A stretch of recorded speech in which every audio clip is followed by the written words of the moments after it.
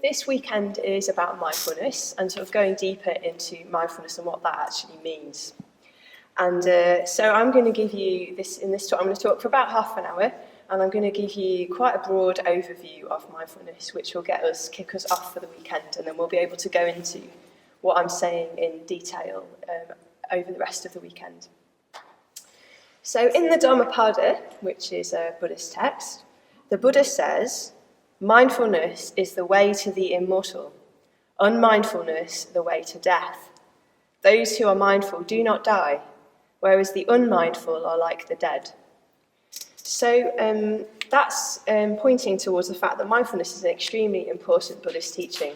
And we do hear a lot about mindfulness, both within and without the Buddhist context these days. We hear it in the medical world, we hear it being taught in schools, we hear it being sort of bandied around quite a lot.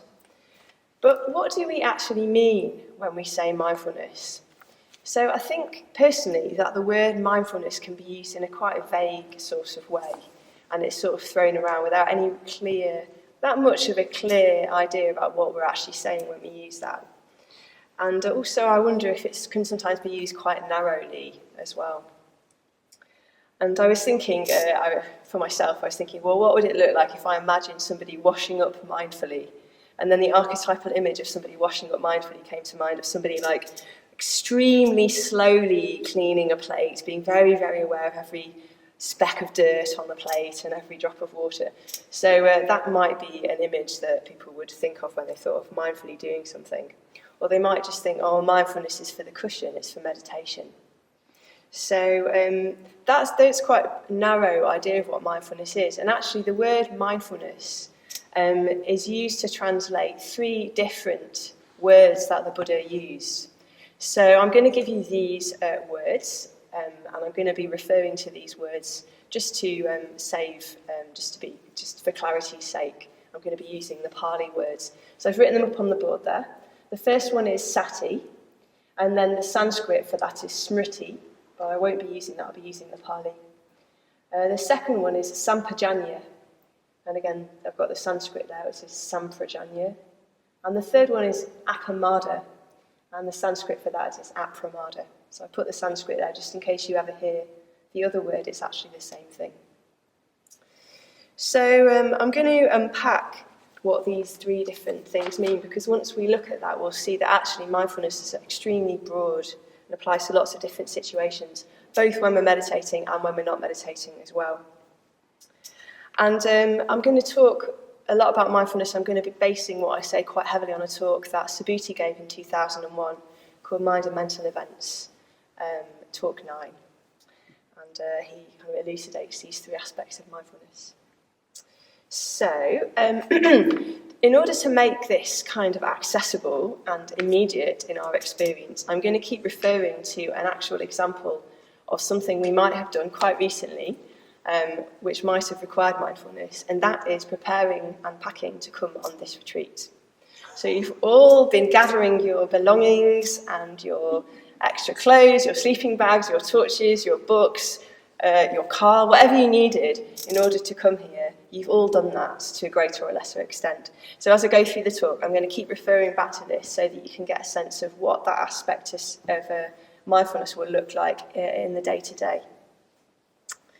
Okay, so the first aspect of mindfulness I'm going to talk about is Sati. Okay, so Sati, the word Sati literally means recollection, mindfulness, or calling to mind. So it's the aspect of mindfulness which is about remembering. And there's lots of different kind of connotations of Sati, but I'm going to talk about 3 which I think are quite relevant, which I think are really important. So the first one might not be what you normally think about when you think of mindfulness. So the first one is remembering and bringing to mind what we have learned previously. So if we think about packing, we think, well, what's the first thing that we need to do? Well, the first thing we need to do is we need to know what to bring. And how do we know that? So firstly, we have to think, what do I know about retreats? So the last time I was on retreat, I realised I needed a torch and I didn't have one. So this time, I'm going to bring a torch. Or we think, what do I know about this retreat? I remember there was an email, and in that email it said, bring a sleeping bag. So I remember I need to pack a sleeping bag. So this bringing to mind and remembering is this first aspect of Sati. Subhuti talks about it as remembering what is pertinent and useful. So this might not be, it might not sound deeply spiritual, actually, just remembering what we're supposed to, what we're supposed to bring. But actually, in our spiritual lives, it's really important that we do remember what we've heard and learned, so that we can bring it to mind and help us to grow. And if we don't do that, Shantideva says, when he talks about mindfulness in his Bodhicharyavatara, what is heard, reflected upon, or cultivated in meditation, like water in a leaky jar, does not stay in the memory of a mind which lacks awareness. So if we haven't got this sort of mindfulness, it doesn't matter what we hear or we learn, it just sort of dribbles away like a leaky jar, and we're sort of where we started. So it's important for us to retain this sort of aspect of Sati, so that we're constantly progressing. So off the cushion, so if we think about when we're not meditating, we might think, okay, so I heard this talk, and in this talk, this person said this thing, it was really useful, and remembering to bring that to mind in a particular situation. Or it might look like having particular teachings in mind that you know are particularly relevant for you or really resonate with you, that you can bring to mind when that's useful. Also, it might look a bit like, okay, this has happened in my life. I remember the last time something like this happened. It was really useful when I did this or that, or when I put these conditions in place or those conditions in place. So it's remembering what we've learned from our experience so that we can apply that in the present situation. And then in meditation, it might really be remembering what works for us in the past in meditation. So we might sit down and think, oh yes, usually when I do a body scan, before I start my main practice, that helps me go deeper. So that would be an aspect of this sort of Sati. Or it might be remembering how you've worked with a particular hindrance before, so that you can bring that information and knowledge to mind when you're currently working with that hindrance as it arises in your experience. Or it might look like knowing or remembering images or words that help you when you're meditating, to help you go deeper or connect with something. So this first aspect of Sati is to do with remembering what is spiritually useful. So that's the first aspect of Sati. So the second aspect of Sati I'm going to talk about is maybe a more familiar aspect of Sati, which is actually remembering what we're doing. So imagine this scenario. We're gathering our belongings together to come on this retreat. And we might remember, oh, I need my torch. So very good, we've applied some Sati, we've remembered we need our torch. We pick our torch up and we notice it doesn't have any batteries and it's actually dead. So we think, right, I need to go and find some batteries. So we might progress down the stairs, we might get to the bottom of the stairs, look for batteries, might notice the kettle and think, oh, I quite fancy a cup of tea. And then we might put the kettle on. And then as we're putting the kettle's boiling, then we get a text message. We look at our phone, oh, I should really reply to that. So then we start replying to our text message. And then somebody might walk into the kitchen, and then we start having a conversation with that person. So we've kind of engaged in all these different activities. Then eventually we go back up the stairs and carry on packing. We arrive here, and then we look at our torch and we think, oh, I forgot those batteries. So this is an aspect of asati, not having mindfulness. So in this instance, we have failed to keep our attention on the object. So this aspect of Sati is about keeping our mind on a task in hand, something we've decided to do, and not letting our mind wander off and get distracted.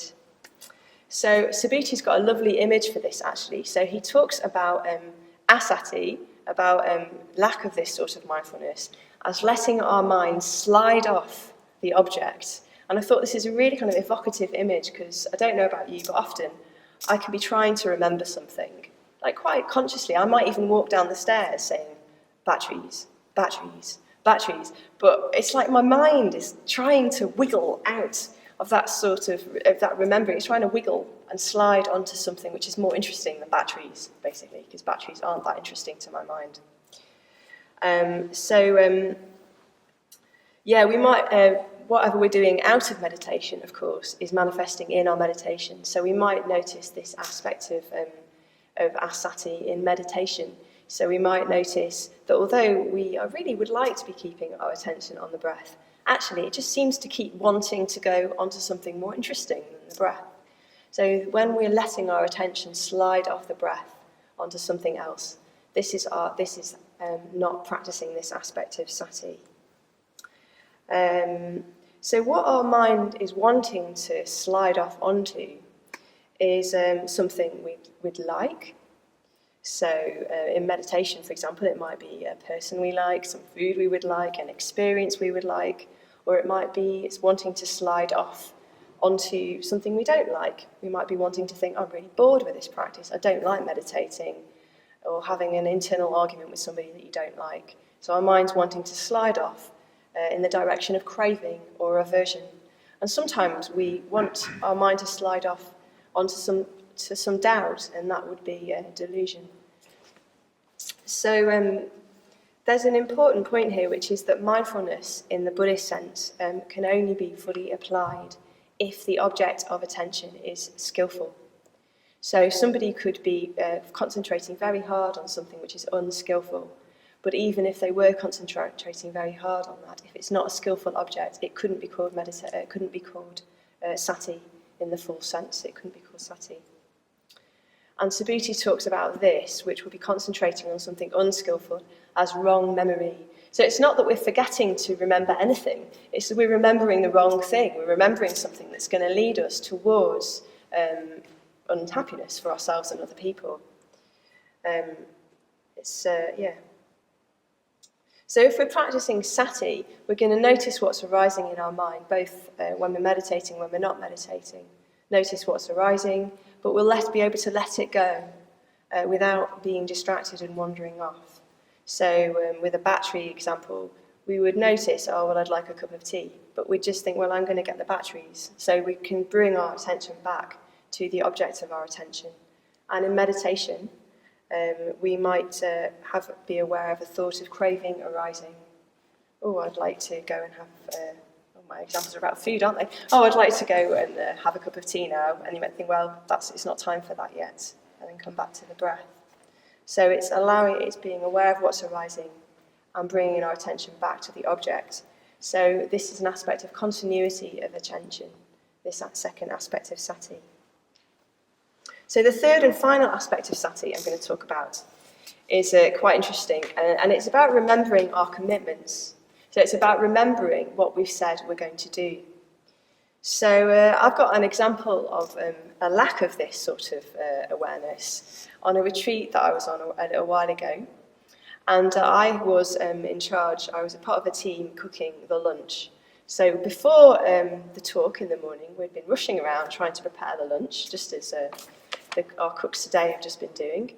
And then I went off to listen to the talk, and the talk was amazing. I was completely absorbed in the talk. I was on a different plane of reality. I was blissful. And so when the talk finished and the lunch cook went back to carry on with the lunch, I just sat there. I was so happy. And then at 1 o'clock at lunchtime, I was aghast. I'd completely forgotten that I was, in fact, a lunch cook, and I was supposed to have gone back to the kitchen and help my friends to complete making the lunch.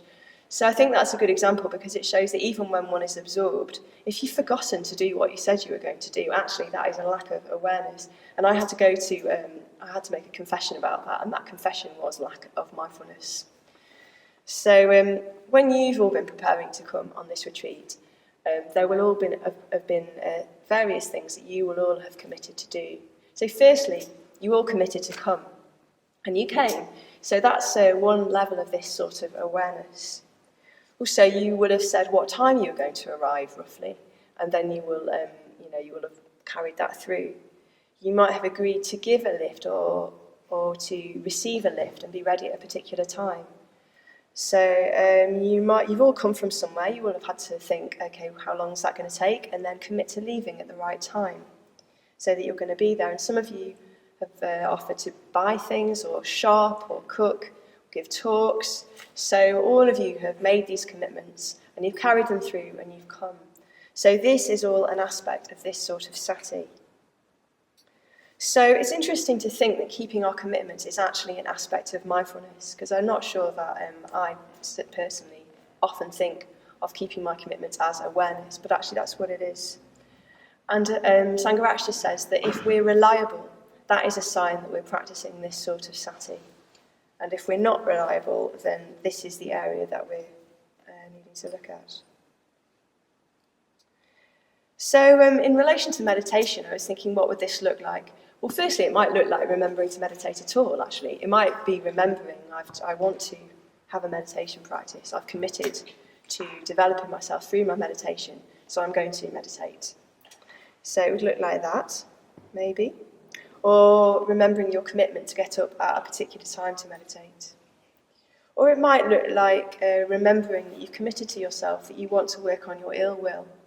So remembering that commitment so that you sit down to do the metta bhavana, and then seeing through your commitment to practice the metta bhavana for the whole of the time you've committed to sit for, even if it's uncomfortable. So this is all ways that this sort of commitment might look like. So remember our commitments, that's the third aspect of sati. Just check the time. Good, that's fine. Great, so we'll move on now to Sampajanna. So with sati, we've learned from the past, but Sampajanna implies a movement towards the future.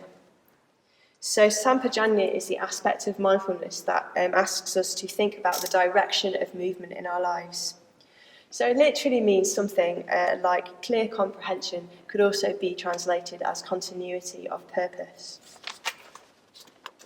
So it's an interesting word. It implies intelligence, discernment, and even wisdom.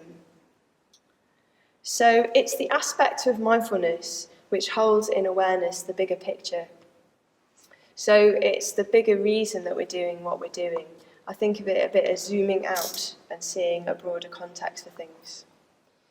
So Sangha has a lovely way of putting this. He says, if we're acting with Sampajanna, everything we do should be done with a sense of the direction we want to move in, and of whether or not our current action will take us in that direction. And he does actually literally mean everything. I think he or Subhuti even talks about when you're eating, having an idea of how that's going to lead to your ultimate purpose. So, it's interesting. I was reflecting, though, that I think Sampajanna and moving towards our purpose, it's quite useful to think of long and short-term goals. So if we're Buddhists, our long-term goal is to become enlightened for the sake of all beings. So quite a vast goal. We might want to become like the Buddha, free of greed, hatred and delusion. We want to become perfectly kind, perfectly generous, with boundless energy and compassion and wisdom.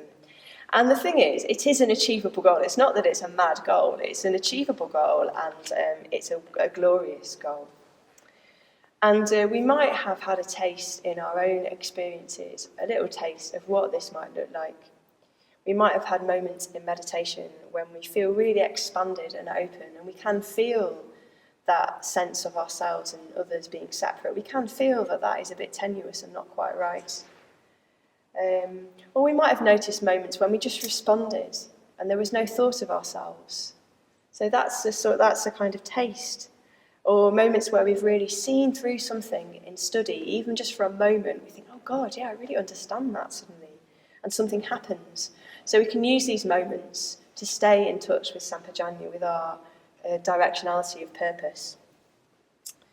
And we can orientate all our activity towards this goal of deepening our commitment and our practice of going for refuge to the Buddha and the Dharma and the Sangha. And then if we're applying Sampajanna, everything we do will help move us in this direction, like a flow of movement.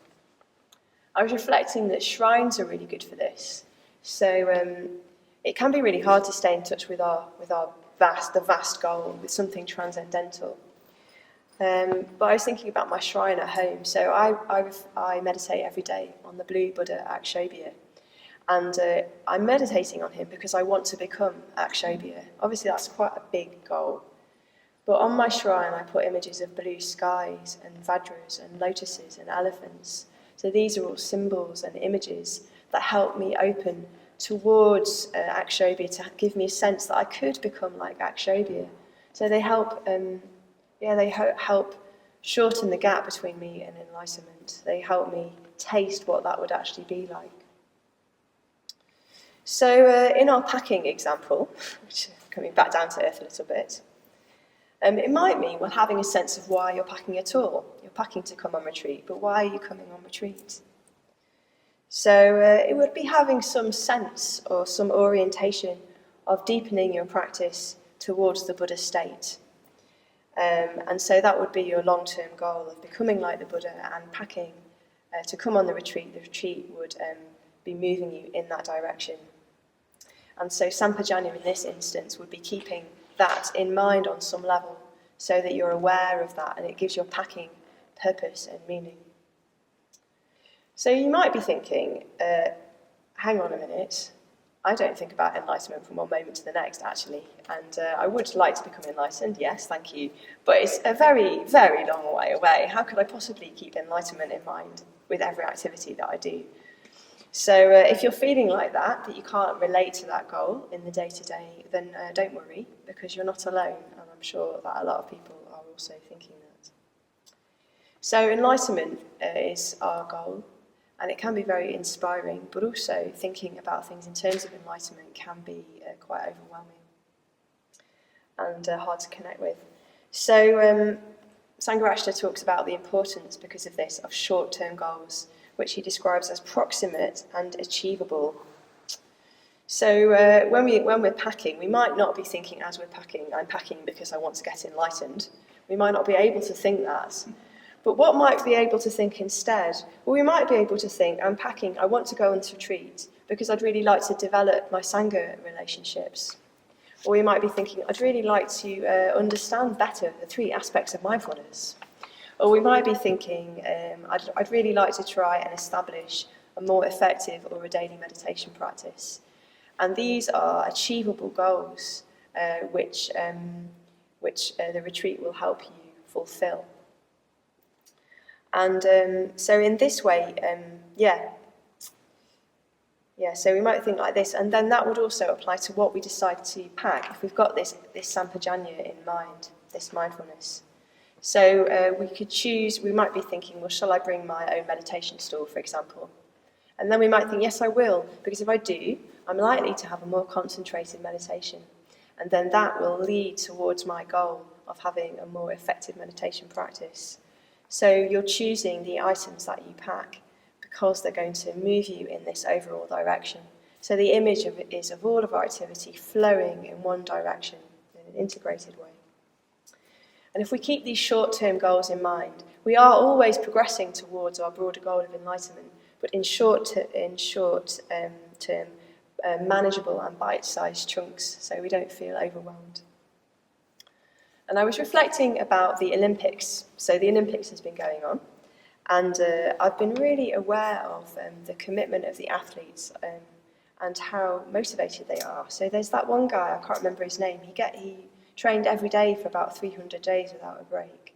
And they get up every day, they train so hard, there's a lot of hardship, I think, in the training of these athletes.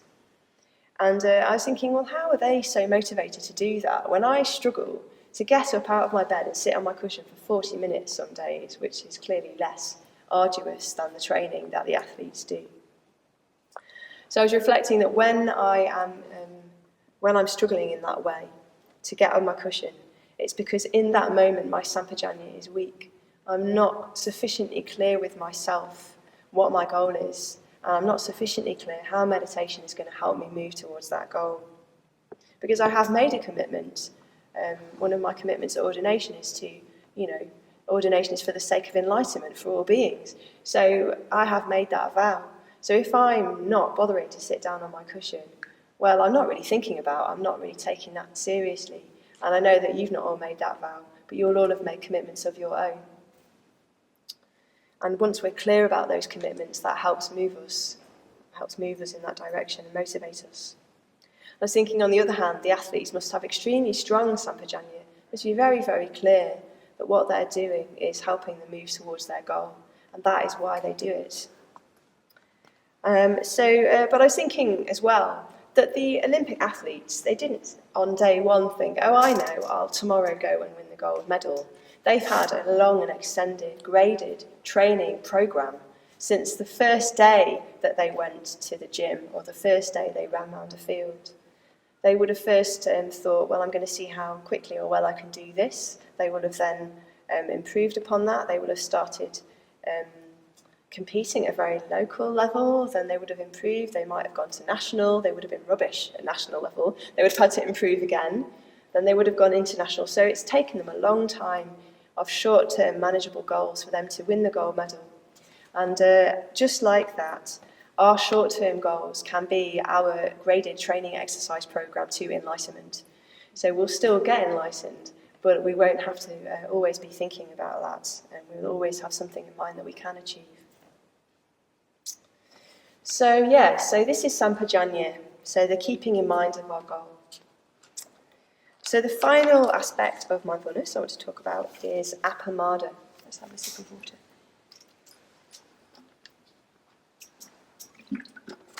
Great. So we're going to be talking about Appamada in our groups today. That's why I'm ending with this aspect. So the word pamada means heedless or drunk or mad even. So Appamada is the opposite. So when you put an A before a Pali word, it negates it. So Appamada is the opposite of being mad and drunk. So it means taking care and responsibility. So this is the dimension of mindfulness that applies to our ethical actions and implies an ethical awareness. So you can think of it as a guard which stands over our actions and is constantly assessing whether our actions of body, speech and mind are skillful or unskillful. Unskillful actions, of course, being actions of body, speech and mind which come from the three poisons of greed, hatred and delusion. And if it spots an action which is unskillful, it quickly tries to move to cut it off or to prevent you from doing it. And if it spots an action which is skillful, it has a movement towards that and it tries to encourage that movement towards skillfulness. So encouraging positive actions and discouraging unskillful actions. So if we apply Appamada, this was a bit of a challenge actually, applying Appamada to packing, but I did try, and this is what I came up with. So I was thinking with Appamada, it might influence what we choose to bring on the retreat. So I have an iPad, and I thought with my iPad, shall I bring my iPad? And I thought, no, I won't bring my iPad, because what I'd really like to do is to be cultivating stillness, simplicity and contentment. And the more gadgets I have in my bag, the less likely I am to cultivate stillness, simplicity and contentment. So in that moment, I decided to not bring my iPad because I knew that even if I was only bringing it to read a novel, it would be a gadget and it would undermine stillness, simplicity and contentment. So that was an example of me trying to apply Appamada in my packing. Also, some of us have brought snacks, which is extremely generous of you. And I suspect that when bringing the snacks, you would have been assessing whether or not they were vegetarian or even vegan. So this is an aspect of Appamada. You won't have bought, nobody, I think, has brought anything with fish or meat. Some people might have even thought, well, I won't bring things with milk. We're trying to exercise kindness. We're also trying to exercise generosity. So these are the considerations which would have influenced you putting those particular snacks in your bag to bring and share with us. I was thinking as well about earplugs. You might have decided to bring earplugs, because you might have thought, well, if I do bring earplugs, this is what I thought anyway, if I bring earplugs, I'm more likely to get better sleep, and I'm less likely to be sort of grumpy and annoying on the retreat, and that will benefit both me and everyone else. So it's every single thing that we contemplate can be seen in this light of Appamada. So it's exercising Appamada looks like keeping an eye on the ethical consequences of every action, every moment of choice, so that we're always being moved and drawn towards skillful action. I was also reflecting that Appamada will also influence the way that we pack and the process of packing. So I did wonder if one was exercising Appamada, one might tend to pack in a kind of relaxed and spacious way. You probably give yourself enough time to do it. You might give yourself lots of time to handle the objects with care and to consider fully what you're going to bring. And I think that will be an aspect of kindness and mindfulness as well, and also maybe stillness, simplicity and contentment. Because I was thinking about the way I sometimes pack, which is rushing around and kind of bumping into people and tearing past them and shoving things in my bag. And I thought, well, that's probably not very aware. That's probably a lack of this aspect of Appamada. I was also thinking of the process of packing in terms of what we're doing with our minds as we're packing. So you might have noticed what was happening in your mind when you were packing or gathering your belongings. I've often heard people say, in relation to packing, I really hate packing. I don't know if any of you have ever said that. I've heard that a lot recently because I've been away a lot and I've bumped into lots of people who've been packing. And often they say to me, I really hate packing. Now, if we're packing, thinking, I really hate packing, now that is a thought which has arisen from aversion and hatred. And so it's an unskillful thought.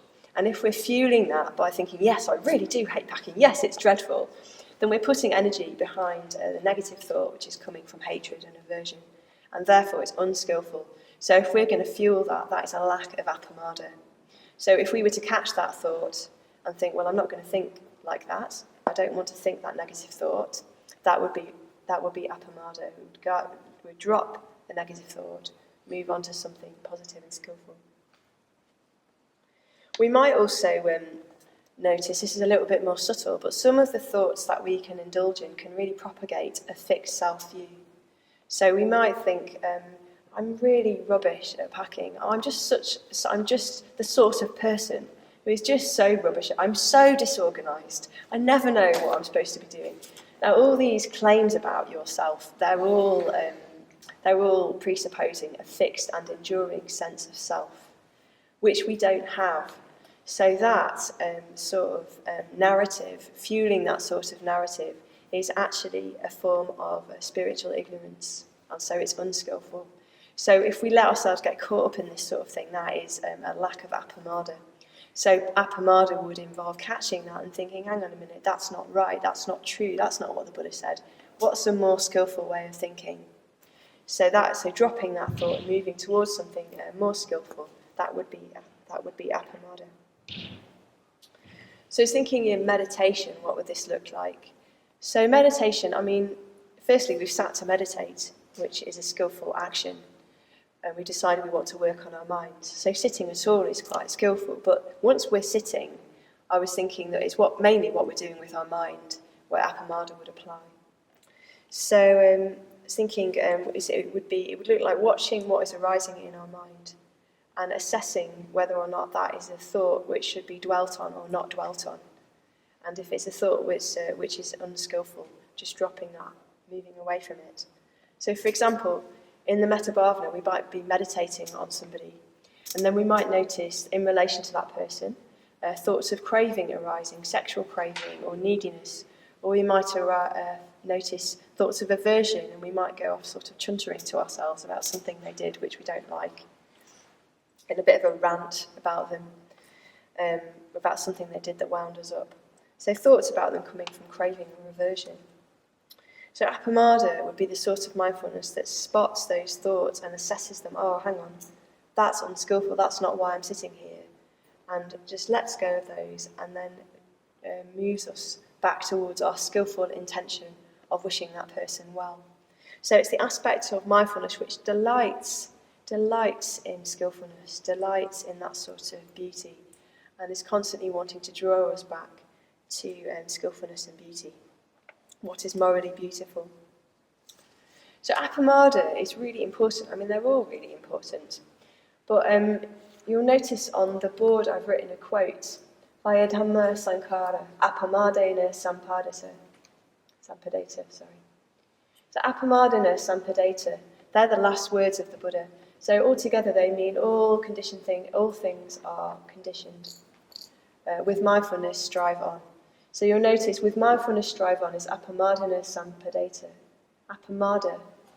So with ethical heedfulness, strive on. So these were the Buddha's last words. So it's obviously quite important because that's the last thing he wanted us to remember before he died, the Buddha. So it's really, really important.